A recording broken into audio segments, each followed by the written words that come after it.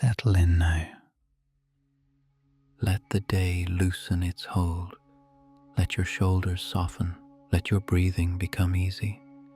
Tonight we travel west into an older Ireland, to a quiet place of green fields, low clouds, and roads that bend gently through the countryside. We travel to County Tipperary, near the Galtee Mountains and the glen of Low, where the land seems to hold its stories close. There is a hill there called Knockgrafton. By day it may seem like any peaceful rise in the land. Sheep graze nearby, grass moves in long green waves, the wind passes over the fields and slips through the hedges. A person might walk past it without thinking much at all, but at night, when the roads are empty and the last light has faded behind the hills, some say Knockgrafton remembers an older music. It is not a loud music. It does not call crowds together.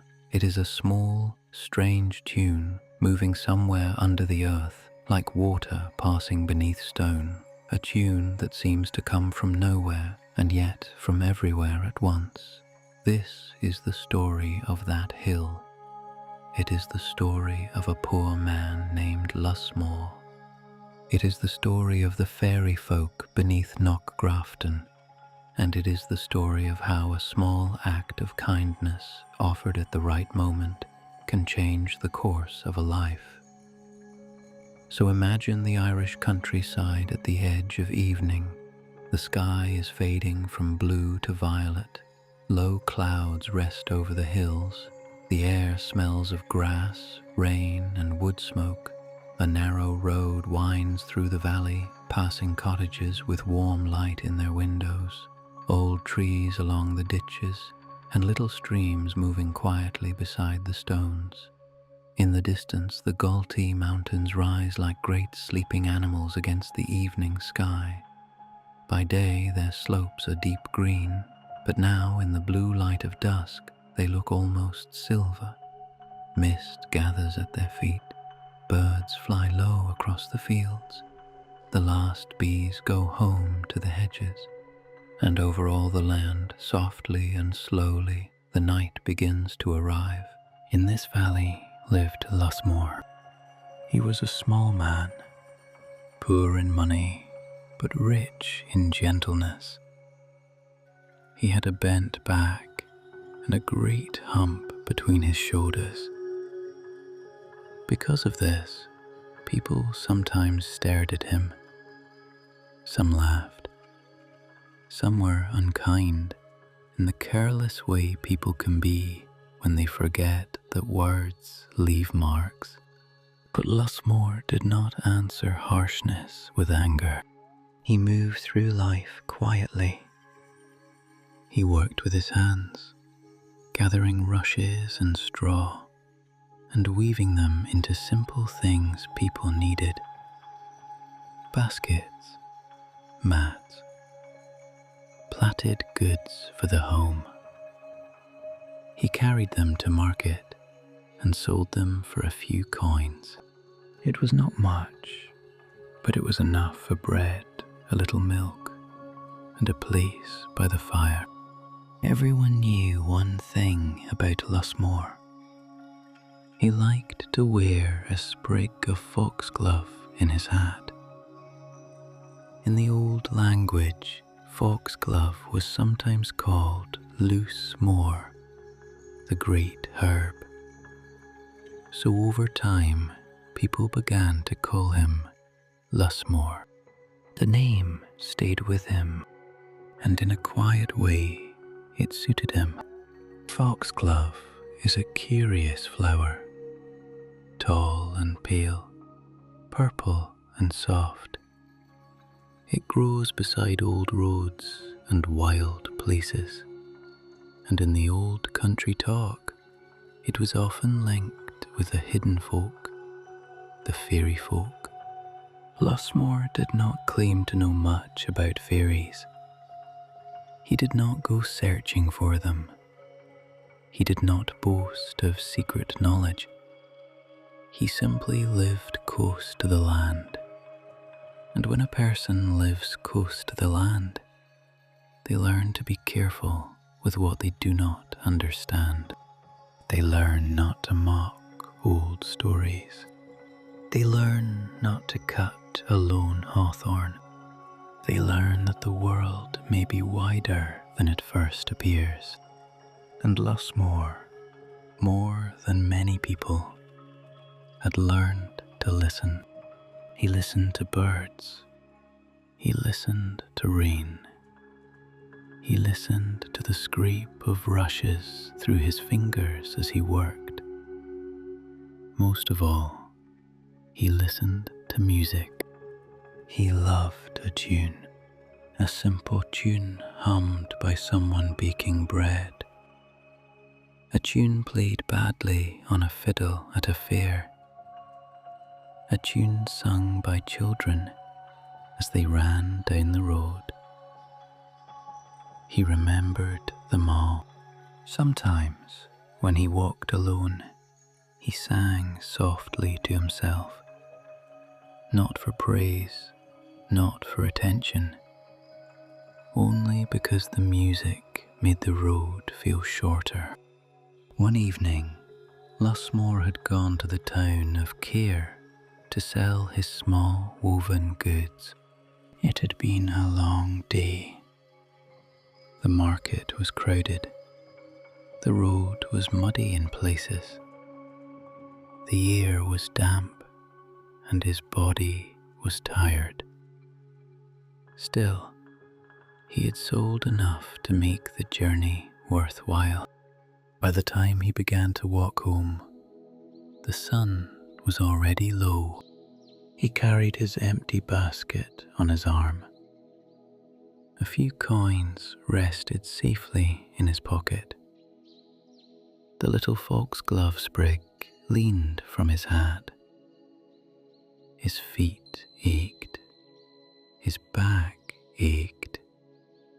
But the evening was calm, and the road ahead lay quiet. The last carts had gone. The cattle had been driven in. Smoke rose in thin, grey lines from distant roofs. Lusmore walked slowly past fields of wet grass, low stone walls, and hawthorn bushes dark against the fading sky. After a while, he came near the old mound of Knockgrafton. It stood beside the road, round and green, with an ancient stillness about it. Some people called such places forts. Some called them raths. Some called them fairy hills. Whatever name was used, most people did not trouble them after dark. They passed quietly. They kept their voices low. They did not whistle. They did not speak proud words. Lusmore knew this, as everyone in the countryside knew it. But he was so tired that evening that he could not go on. His legs felt heavy, his shoulders were sore, and the road ahead seemed longer than it had ever seemed before. So he sat down beside the mound to rest, only for a little while, only until he had gathered his strength. The grass was cool beneath him. The air had turned soft and dark. Above him, the first stars began to show. A thin moon rested over the fields. Far away, a dog barked once, then stopped. Lusmore leaned against the side of the mound and let out a long breath. He closed his eyes. For a time, there was only country silence, the faint movement of grass, the drip of water from leaves, the call of a night bird, the slow breath of the earth itself. Then Lusmore heard something. At first, he thought it might be the wind, a thin sound, a rising and falling sound. But the wind does not keep time, and this sound had a pattern. Lusmore opened his eyes. He held very still. The sound came again, soft, clear, from inside the mound. Voices, many small voices, bright and strange, singing together under the hill. Lusmore's heart beat a little faster, but he did not move. He did not speak. He only listened. The voices sang the same words again and again. Monday, Tuesday, Monday, Tuesday. Over and over in a lilting tune. Monday, Tuesday, Monday, Tuesday. It was a pretty tune, light as a thread of silver, but something about it felt unfinished. The tune rose and dipped, then stopped too soon. It wanted another step. It wanted one more word. Lusmore could feel it as clearly as he could feel the grass under his hands. Monday, Tuesday. The voices paused. The night waited, and before he could stop himself, Lusmore sang softly back. Wednesday. Just one word, a gentle word, placed exactly where the tune seemed to need it. Monday, Tuesday, Wednesday. The moment the word left his lips, the mound grew still. The grass seemed to pause. The stars seemed nearer. Lusmore held his breath. Then, from beneath the earth, the fairy voices rose again. Monday, Tuesday, Wednesday, Monday, Tuesday, Wednesday. They sang it once, then twice, then many times, and now the tune was whole. It turned softly in the air, like a little wheel of light. The fairies were delighted. Lusmore could hear it in their voices. The music grew brighter. The mound seemed to hum beneath him. A warm wind began to move around his feet, then around his knees, then around his shoulders. It was not an ordinary wind. It did not come from east or west. It curled up from the ground and spun around him, gentle but strong. Before Lusmore could stand, the wind lifted him as lightly as a leaf. Round and round he went. The stars spun above him. The mound opened like a door made of green shadow, and Lusmore was carried inside Knockgrafton. Down he went into the hill, not through soil or stone, but through a passage of soft light. The air was warm there, and the walls glowed faintly, as if moonlight had been folded into the earth. He heard laughter. He heard music. He heard tiny feet moving in perfect time. Then, all at once, he found himself in a great round hall beneath the hill. It was not large in the way a castle hall is large. It was large in the way dreams are large, wider inside than it could ever seem from outside. The ceiling curved above him like the inside of a shell. Small lights floated in the air like stars, carrying a faint scent of honey and rain. All around the hall were the fairy folk. Some were small as children. Some were tall and thin as reeds. Some had faces bright with laughter. Some had eyes old as winter. They wore green, gold, grey and white. Their hair shone like flax, chestnut, moonlight, or dark water. They moved so lightly that their feet hardly touched the floor. At first, Lusmore was afraid. Anyone would be, but no one threatened him. No one mocked him. Instead, the fairy folk gathered around him with shining eyes. One fairy stepped forward. He wore a coat the colour of moss after rain. On his head was a cap like a curled leaf. His face was sharp, merry, and kind.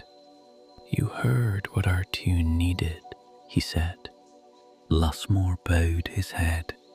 "I only sang what came next," he replied. The fairies laughed with pleasure.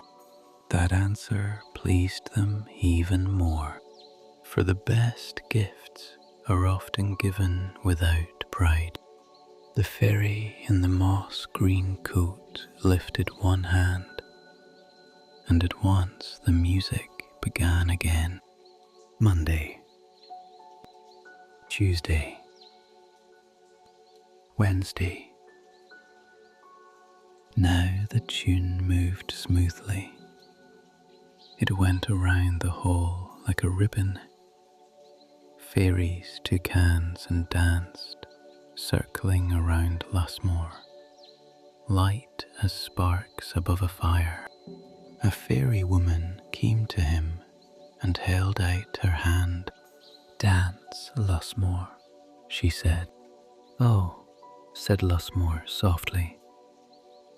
"I am not much of a dancer." The fairy woman smiled. "Tonight you are." And so Lusmore danced. At first he moved carefully. He was used to carrying the weight on his back. He was used to pain in his shoulders. He was used to moving slowly while others moved freely. But in that strange hall, the music carried him. His feet found the pattern. His body grew light. The fairy circled around him, singing, Monday, Tuesday, Wednesday, Monday, Tuesday, Wednesday. The tune was simple, so simple a child could remember it.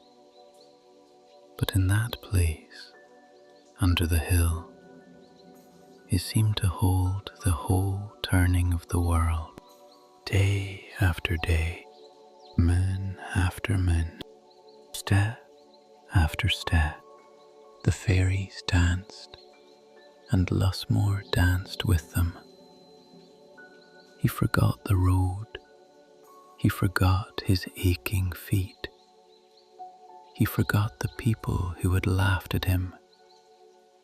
He forgot, for a little while, the weight he had carried for so many years. There was only music. There was only light. There was only the turning of the dance beneath Knockgrafton. At last, the music slowed. The fairies came to a stop, and the floating lights dimmed to a soft golden glow. The fairy in the moss-green coat stood before Lusmore again. "You have given us a good gift," he said. Lusmore shook his head. "It was only a word in the right place," said the fairy. "That is no small thing." The others nodded. Then the fairy lifted his hand and called out, "What shall we give Lusmore in return?" Many voices answered at once. "Gold," cried one. "Silver," cried another. "A fine house," said a third. "A horse," said someone else. But an older fairy, seated on a stone chair near the wall, spoke softly. "Give him lightness," she said. All the others became quiet. Lusmore looked at her. Her hair was white as bog cotton. Her face was lined like an old map. Her eyes were gentle. She looked at the bend of his back. She looked at the weight he had carried for so long. The fairy in the moss-green coat nodded. "Yes," he said. "Lightness." Before Lusmore could ask what this meant, the fairies began to move around him. They walked softly in a circle, their hands raised, their voices low. They sang again, but this was not the day song. This was a quieter song, a healing song, a song like rain on leaves, a song like sleep coming at last to a tired body. Lusmore felt warmth between his shoulders. The warmth spread down his back, then into his arms, then into his chest. His eyes closed. It felt as if someone had taken a heavy stone from him, a stone he had carried so long he had forgotten it was not part of him. The fairy voices grew softer. The lights dimmed. The floor seemed to move beneath his feet, and then, as gently as he had been brought in, Lusmore was carried back out. The warm wind lifted him again. The hall faded. The fairies faded. The music became smaller and smaller. Monday, Tuesday, Wednesday, Monday, Tuesday, Wednesday. Then he was lying on the grass beside the mound. Morning had come. A pale gold light spread over the fields. Birds were singing in the hedges. Mist lay low on the road. For a moment, Lusmore thought he had dreamed it all. He sat up, slowly. Then he stopped. Something was different. His back did not ache. His shoulders did not pull him down. The old weight was gone. He reached behind him with trembling hands. The hump was gone. Gone. His back was straight. His body was light. For the first time in many years, Lusmore stood upright beneath the morning sky. The world looked different from that height. The road seemed wider, the fields brighter, the air easier to breathe. He looked down and saw something else. His old clothes were gone. In their place, he wore a fine suit, neat and warm, better than anything he had ever owned. His shoes were strong, his hat was clean, and tucked into it, fresh and purple, was a new sprig of foxglove.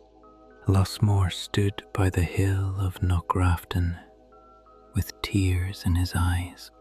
He did not shout. He did not run down the road calling for everyone to see. He simply stood in the morning light, breathing in, out, light, free. Then he bowed gently toward the mound. "Thank you," he whispered.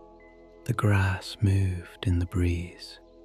Nothing answered, but far beneath the earth, or perhaps only inside his memory, he thought he heard the little song once more.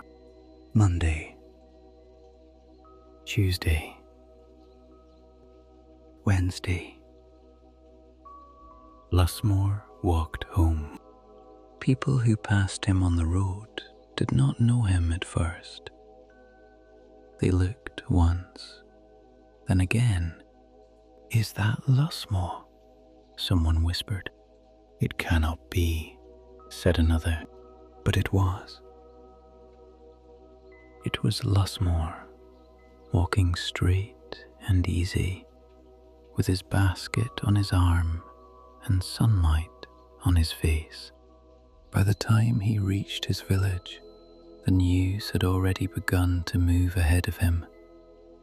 News travels fast in any village, but strange news travels faster than the wind.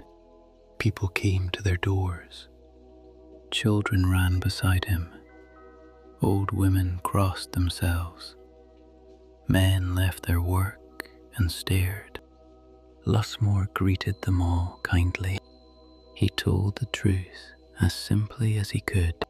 He had rested near Knockgrafton. He had heard fairy music. He had added one word to their tune. They had taken him inside the hill. They had danced. They had given him lightness. Some believed him, some did not. Some were happy for him, some were jealous. That is the way of the world. But Lusmore did not let it trouble him. He went home. He sat by his own small fire. He ate his bread slowly. And for the first time in many years, he slept without pain. A few days passed, then a week, then more. Lusmore became known far beyond his own village. People came to see him and asked him to tell the story again. He told it the same way each time. He did not make himself grand. He did not claim to be wise. He only said that he had listened and that the tune had needed Wednesday. One afternoon, an old woman came to visit him. She had travelled from another part of the country, from the direction of Waterford. Her cloak was dark from the road. Her shoes were dusty. Her face was sharp with worry. She sat by Lusmore's fire and listened as he told the tale. When he was done, she leaned forward. "Tell me again," she said, "every word of it." So Lusmore told her again. The market, the road, the mound, the song. Monday, Tuesday, Wednesday, the ferry hall, the dance, the gift. The old woman listened closely, too closely, perhaps. She asked many questions. What hour was it? Where exactly did he sit? Did he sing loudly?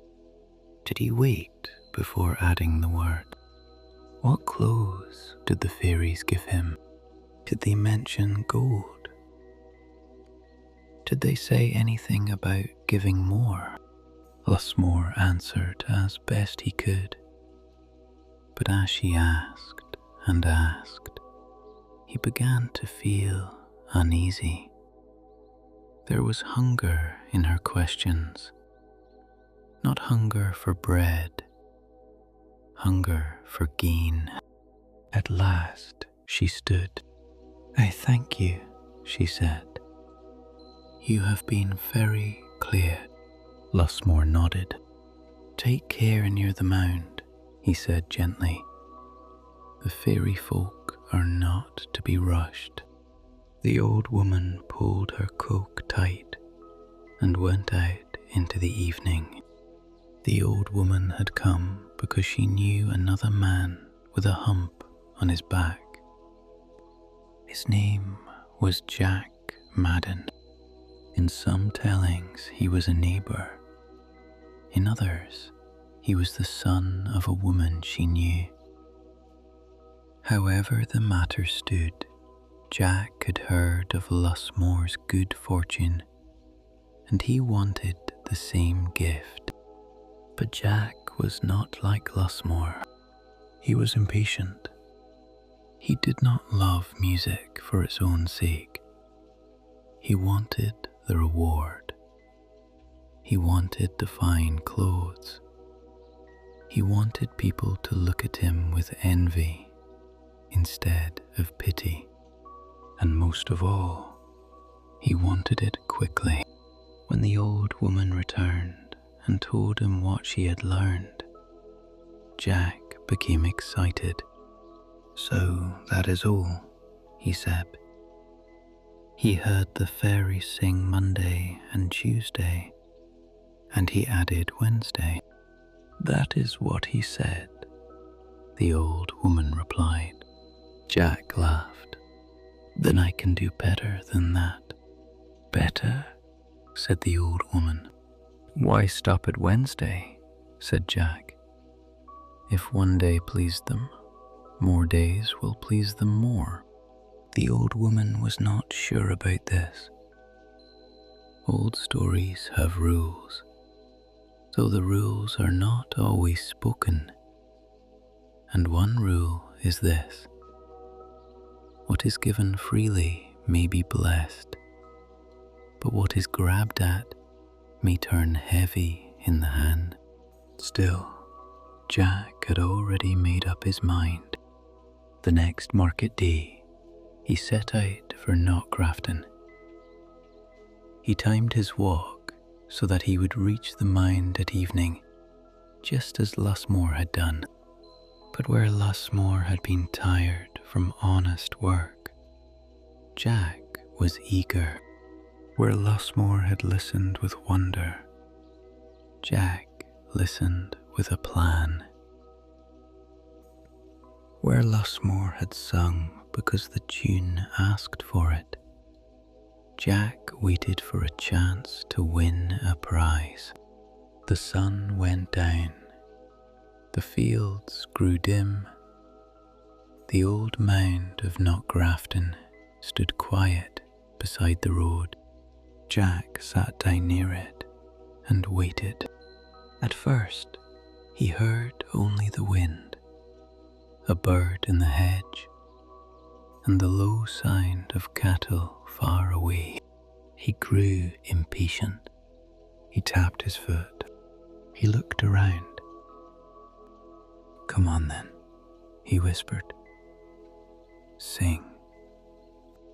The night deepened. Stars appeared.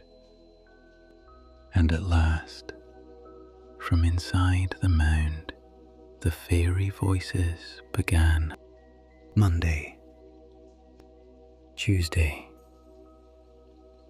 Wednesday, Monday, Tuesday, Wednesday. The tune was lovely, balanced, complete. It moved like a small stream over stones. Jack listened, but not with joy. He listened for his opening. The fairy sang again. Monday, Tuesday, Wednesday. Then Jack leapt in, louder than he needed to be. "Thursday," he cried. "Friday." The music stopped, all at once. The silence that followed was cold and still. The grass seemed fixed in place. The stars seemed far away. Then the fairy voices rose again. But now they were sharp. They were angry. Not because Thursday and Friday were bad words, and not because the days themselves were wrong. They were angry because Jack had not listened. He had broken the tune. He had pushed his way into the song. He had treated a gift like a trick. A wind rose from the mound. It was quick and wild. It caught Jack by the coat and spun him once, then twice, then 3 times. Before he could cry out, the hill opened and pulled him in. Down he went into Knockgrafton, but he did not enter the bright hall as Lusmore had done. The lights seemed dimmer now. The faces around him were not smiling. The fairy in the moss green coat stood before him, with eyes like dark leaves after rain. "You heard our song," said the fairy. Jack tried to smile. "I improved it," he said. A murmur passed through the hall. The old fairy woman with white hair looked at him sadly. "You did not improve it," she said. "You did not hear it." Jack's smile faded. "I only added more," he said. "More is not always better," said the fairy in the moss green coat. The hall was quiet. Jack looked around and saw something near the wall. A shape covered in shadow.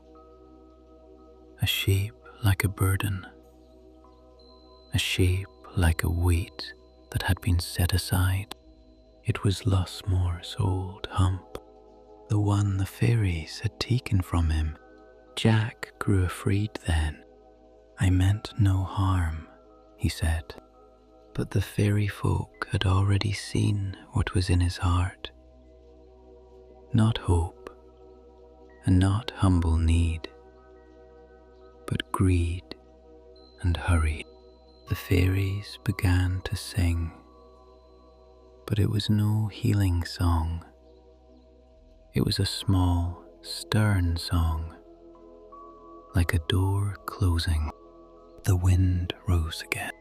Jack felt a weight settle on his back, then another weight, heavy, awkward, unwanted. The hall blurred. The lights went out. The wind spun him up and out of the hill. And when morning came, Jack Madden lay on the grass beside Knockgrafton. He groaned and tried to rise, but his back was heavier than before. The fairies had not taken away his hump. They had given him another one. Lusmore's old burden had been added to his own.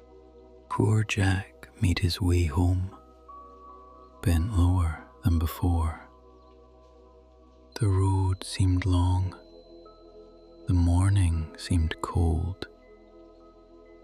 And when people saw him, they knew at once that he had tried to copy Lusmore's blessing without Lusmore's heart.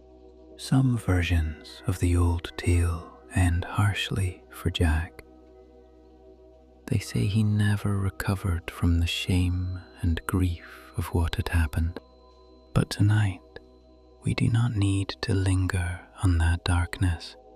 This is a sleep story, so let the sharp edges soften. Let Jack's part become a quiet warning, carried on the wind over the old mound. Listen before you speak. Do not rush a gift. Do not force music to give more than it wishes to give. The world has rhythms. The heart has rhythms. Even the hidden folk under the hill have their own small tune. And a good life often begins with learning how to hear it. As for Lusmore, he lived more peacefully after that night. He still worked with his hands. He still wore foxglove in his hat. He still walked the roads of Tipperary, but now he walked lightly. When people asked him what the fairies looked like, he smiled. When they asked him how to find them, he shook his head. When they asked him what words to sing, he answered carefully. "You must not only know the words," he said. "You must hear where they belong." That was all. And perhaps that was enough. Years passed. The story travelled from cottage to cottage, from hearth to hearth, from old voices to young ears. Some told it with laughter. Some told it as a warning. Some told it because they liked the tune. Monday, Tuesday, Wednesday. A small song, a simple song. But small songs can travel far. Long after Lusmore was gone, people still spoke of Knockgrafton. They spoke of the old mound beside the road. They spoke of the fairy music under the hill. They spoke of the man who listened well. And if someone passed that place late in the evening, when the light was thin and the grass was wet with dew, they might slow their step. They might lower their voice. They might hear the wind move over the mound and wonder if it carried a tune, a little sound beneath the night. Monday, Tuesday, Wednesday. The days turn, the moon changes, the grass grows, the road bends home, and under the old hill perhaps the fairies still dance. Perhaps their hall still glows with soft golden light. Perhaps their small feet still move in a circle, perhaps they still sing the tune that Lusmore made whole. Monday, Tuesday, Wednesday, again and again and again. Section 9. Sleep Landing. Now the night grows quieter. The road near Knockgrafton is empty. The market carts have gone. The cottage fires burn low. Mist rests in the fields. A fox slips through the hedge and disappears. The moon rises over the Galtee Mountains, and its pale light touches the old mound. The grass there is silver. The hawthorn branches are still. Far away, a stream moves softly over stones. Beside the mound, in the cool night air, the world seems to listen. There is no need to hurry now. No need to add more. No need to make the song larger than it is. Monday, Tuesday, Wednesday. A simple rhythm, a gentle turning, a small light inside the dark. The tune moves under the hill.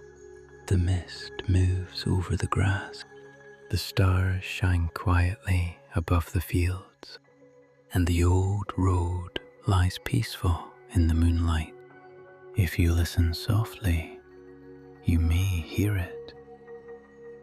Not with your ears only, but with the quiet part of you that knows when a thing is enough. Monday, Tuesday, Wednesday. The hill keeps its secret. The night keeps its peace. The fairies keep their dance. And all across the sleeping valley, the grass bends gently in the wind. The fire is low. The road is still. The moon is kind. And the little song goes on beneath the earth. Softly, slowly. Monday, Tuesday, Wednesday, Monday, Tuesday, Wednesday, until the words are no longer words, only rhythm, only breath, only the quiet turning of the old Irish night.